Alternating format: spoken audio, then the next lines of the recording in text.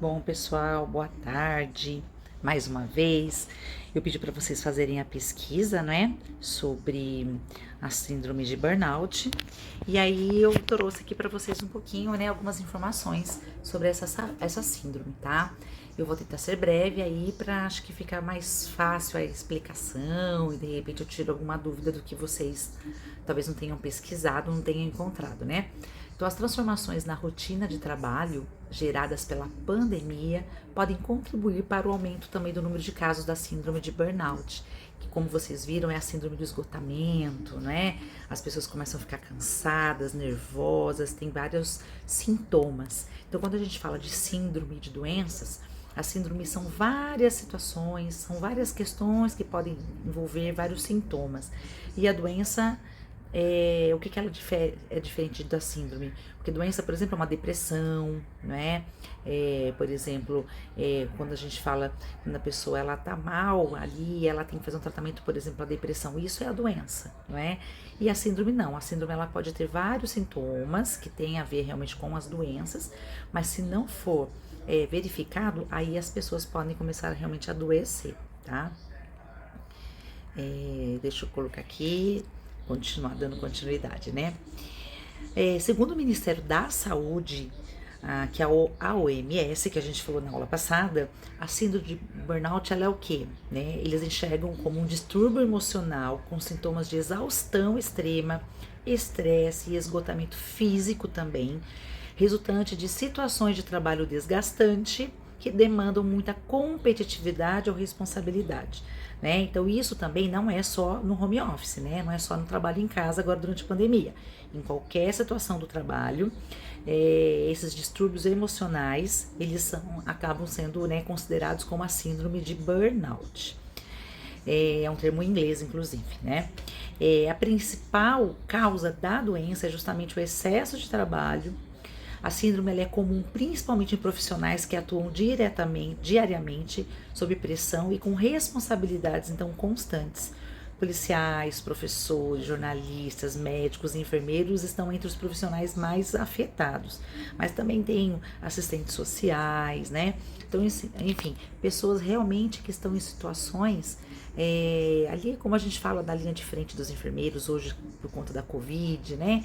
Então são pessoas que atendem público, então a forma de realmente estar desencadeando o que a gente fala, né? Um esgotamento mental é muito grande.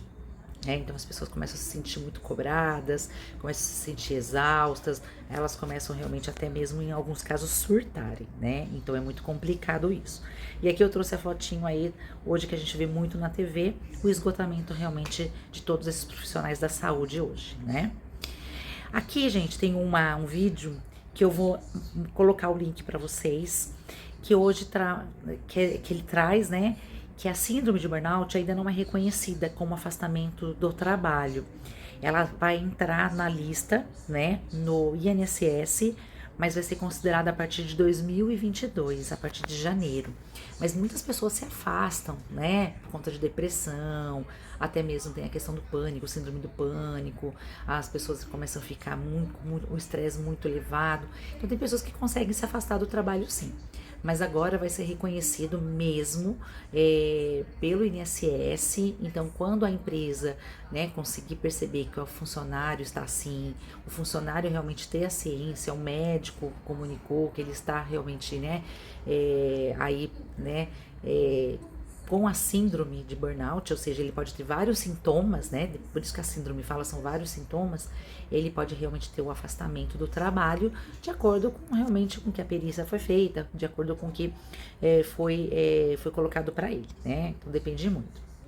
Então vale comentar que qualquer profissional pode apresentar esse tipo de doença, né? Então qualquer um pode pifar a qualquer momento.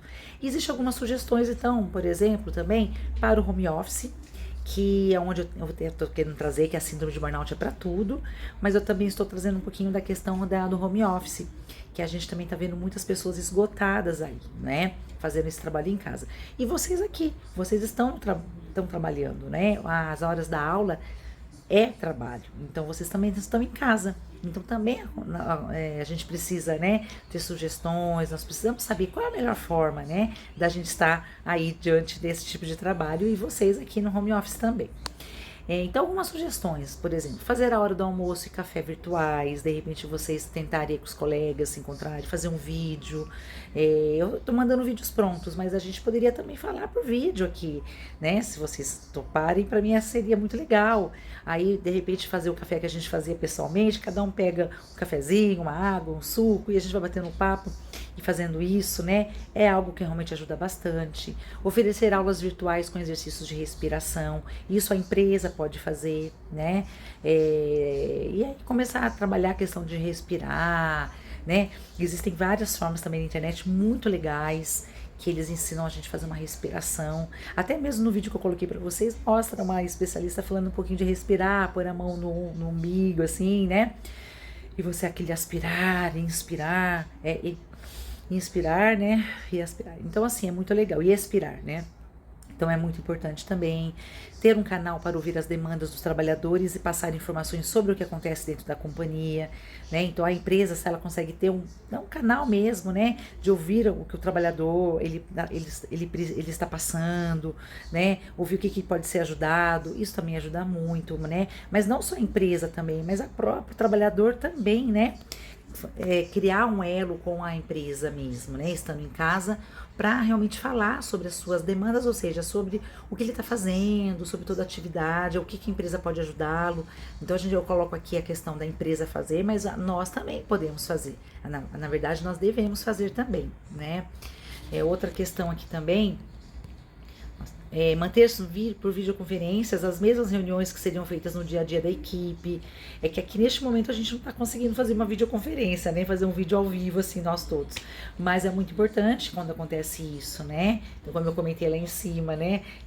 Criar uma comunicação mesmo com todos, né? Os funcionários. Mas, ou podendo também falar por telefone também, é uma forma, né?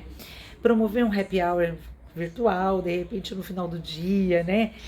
De repente não ser um café, mas, ou seja, né, comer uns salgadinhos, não sempre, porque também a gente tem que pensar na alimentação, mas fazer algo diferente, né, do que só um café, por exemplo, um almoço, né, mas fazer um happy hour é a hora da descontração também de uma maneira diferente, né. Investir em softwares que não deixam que o colaborador fique conectado além da jornada de trabalho permitida.